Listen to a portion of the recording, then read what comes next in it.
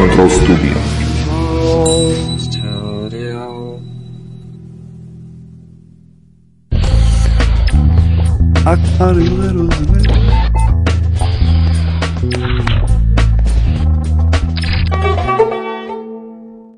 გამარჯობა, ეს გადაცემა ჩემი ქუჩაა. მე მაშიკო ვარ.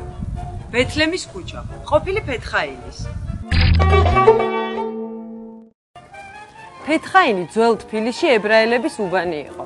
ძველი წყაროების მიხედვით ამ უბნის ბოლოს სინაგოგა იდგა. მისი ადგილმდებარეობის ზუსტად დადგენა დღეს რთულია. 1918 წელს ბაქოში საბჭოთა ხელისუფლების დაცემის შემდეგ ბოლშევიკების კონფერენციის გადაწყვეტილებით საბჭოთა რაზმები 16 გემით გავიდნენ ბაქოდან ასტრახანის მიმართულებით.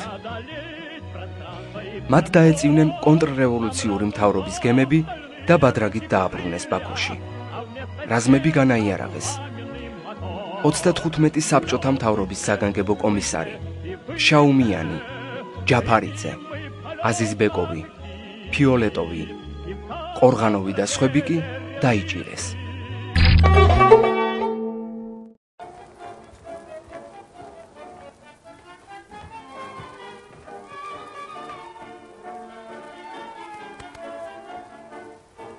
ინგლისის სამხედრო მისიამ ბაქოელი კომისრების დახვრეტის გადაწყვეტილება მიიღო.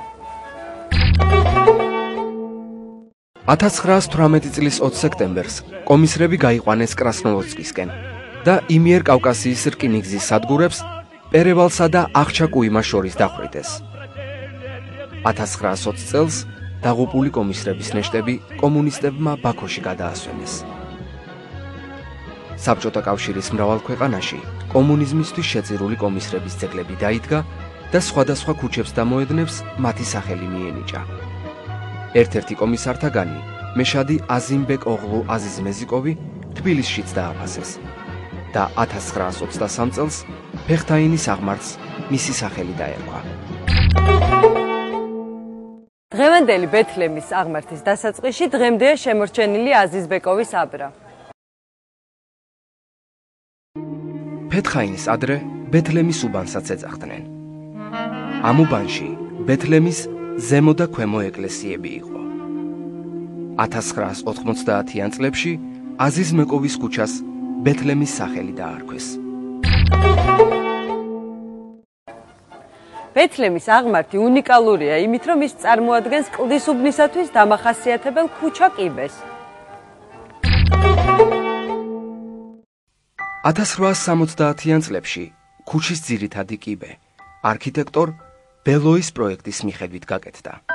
სამუშაოები უსასყიდლოდ ჩაუტარებიათ თბილისის სამქრის წევრებს. პროექტის მიხედვით თურმე კიბე უნდა გადაეხურათ, მაგრამ ვერ შეძლეს.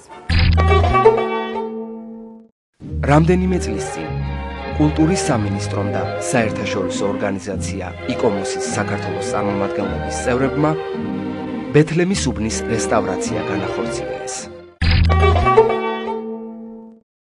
სარესტავრაციო სამუშაოების შემდეგ ისედაც ლამაზ ბეთლემის ქუჩას ახლა უფრო სასიამოვნო იერსახე აქვს. ეს გადაცემა ჩემი ქუჩაა. მე მაშიკო ვარ. დროებით.